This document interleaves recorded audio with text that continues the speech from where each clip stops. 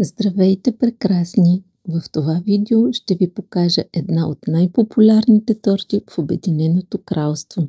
Някои я наричат Матилда Чоколет Кейк, Матилда Брус Кейк. Приготвя се от сочни какаови блатове и копринено нежен ганаш.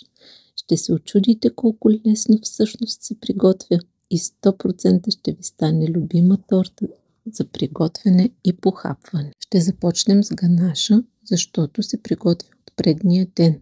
Загрейте сметаната на котлона до образуването на мехурчета по повърхността, но без да позволявате да завира.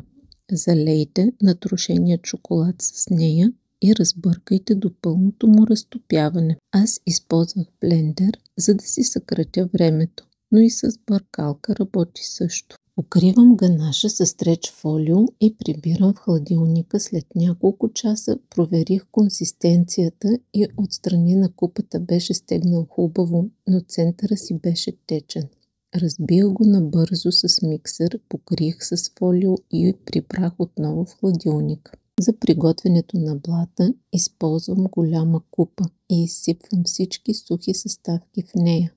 Използвам два вида захар, светло и тъмно кафява, но ще стане с каквато и да е захар, честно казано. Разбъркайте ги добре и в друг съд сложете течните съставки, прясно мляко, кисело мляко, яйца. Разбъркайте яйцата с млякото и добавете ванилията и олиото. Разбъркайте отново. Всички продукти ще намерите в описанието на видеото. И идва ред да обединим течните с сухите съставки. Използваме достатъчно голяма купа, която ще побере цялата смес. Разбъркайте внимателно, докато всички съставки се обединят и получите гладко и лъскаво тесто. Разделете тестото поравно в 3 тортени формички с диаметър 20 см, които сте застлали с хартия за печене. Печете блатовете на 180 градуса за около 30 минути или до суха клечка. Внимавайте да не ги държите твърде дълго във фурната, защото ще изсъхнат. Охлаждаме готовите блатове и им отрязваме внимателно шапчиците. След това ги разделяме на две. Така процедираме и с трите блата. Разбира се, старайте се да ги разделите възможно най-равномерно.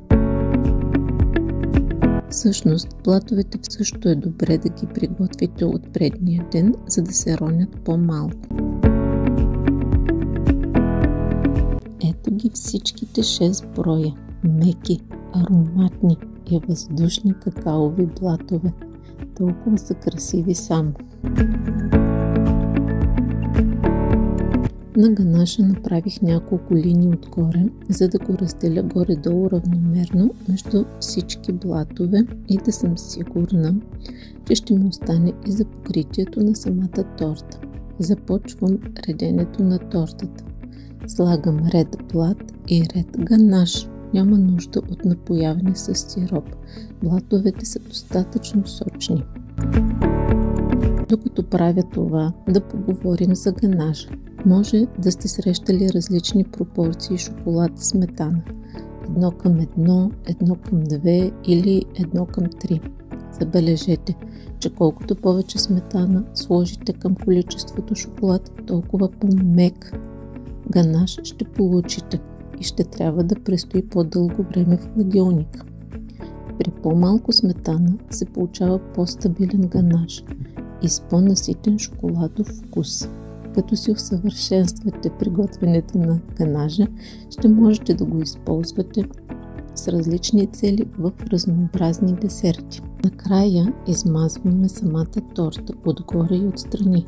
Първо попълваме празнините между блатовете и след това заравняваме от всички страни. Може да си направите някакъв релеф или да я оставите гладка. Не правя никаква допълнителна украса на тази торта, оставяме така изчистена. Но разбира се, ако предпочитате, си направете някаква декорация. Готовата торта оставете в хладилник да престои поне за 2 часа. Ако имате някакви въпроси, не се колебайте да ги зададете в коментарите. Също ще ви помоля да харесате видеото. Това е изключително голяма мотивация за нас, за да създаваме повече видеа. Когато знаем, че харесвате това, което правим. Благодаря от сърце. Останете здрави и приятно торто правене!